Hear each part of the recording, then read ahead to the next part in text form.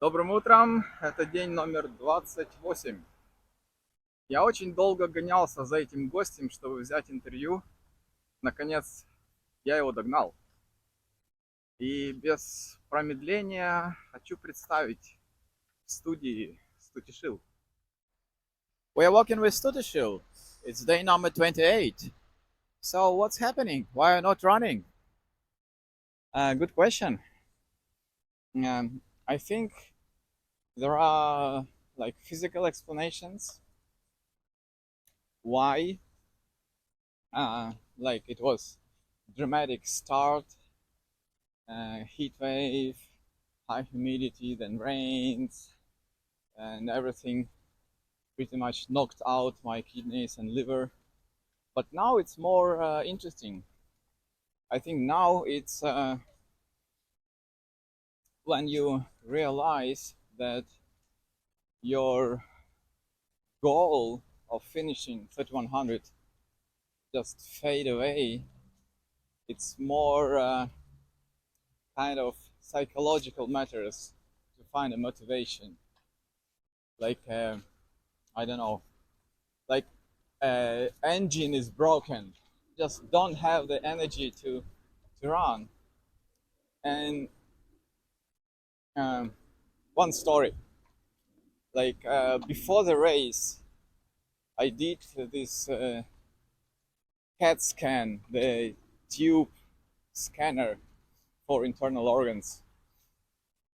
And then maybe a week ago, the doctor called me while I'm on the race and told about results. So I think my mind was very unhappy to hear everything like that. And yeah, so the mind was pressing the body, and I think like kind of blocking the body. So this is kind of what is happening now. But anyway, yeah, I'm doing what I can. Is there any way you can tell how the race will be for you in advance? Well, definitely, it's not only next days, but even like before the start of 3100. In most cases, yeah, I can tell how the race will be. First time it happened, I think in 2009. Uh, During the training period, I had this amazing feeling of flight and like a total control over body. It's amazing. And that was 2009. That was the first year when I did my first personal best, 48 days plus. And last year, this flight also came during the training. This year, it was different. It was kind of, I was expecting this flight, but it came maybe just a few times.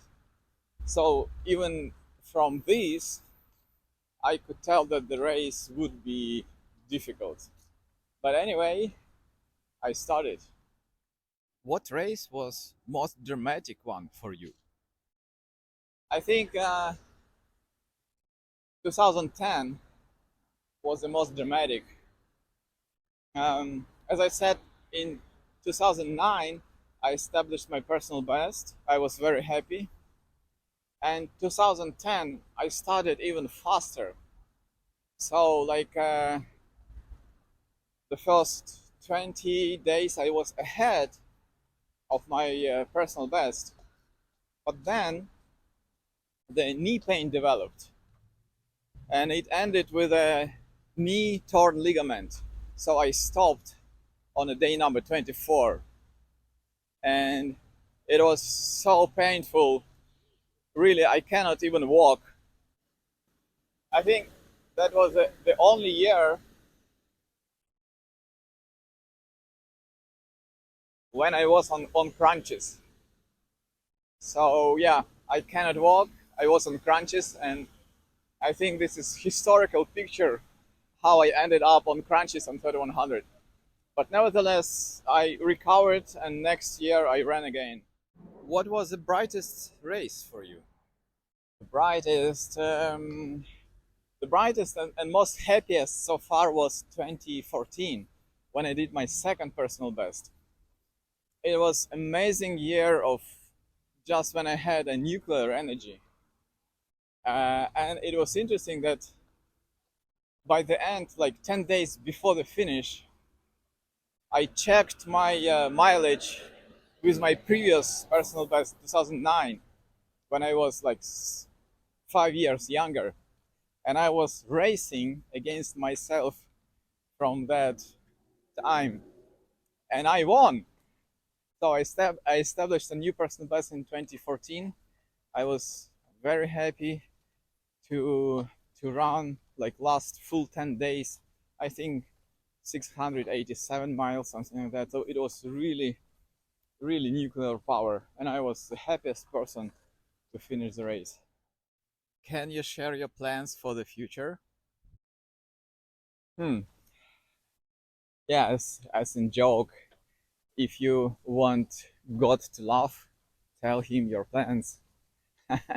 But I will tell a story.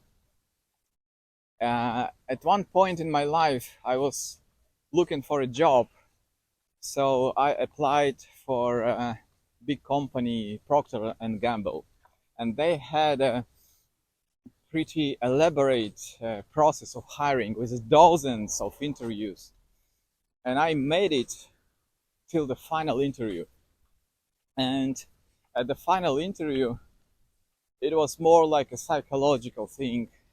So they asked me, what are your plans for the next like 3 years? How you see yourself like in 5 years? And as a manager, I pretty much understood what they wanted to hear from me, like the career growth, like education, blah, blah, blah. But then my sincerity came forward, and I said, you know, I'm trying to live at the present, in the moment. I'm trying to do maximum what I can now. Uh, they were displeased.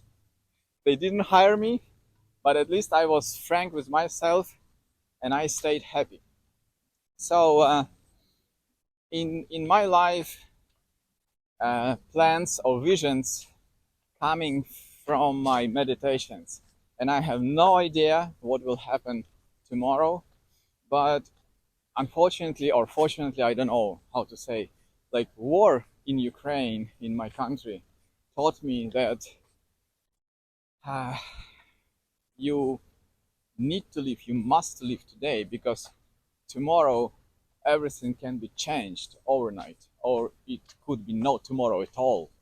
So I try, yeah, just to perform my maximum today, and then we will see. Страничка юмора по традиции. Дорогой, у меня для тебя потрясающая новость. Что за новость? Ты не зря платил страховку за машину.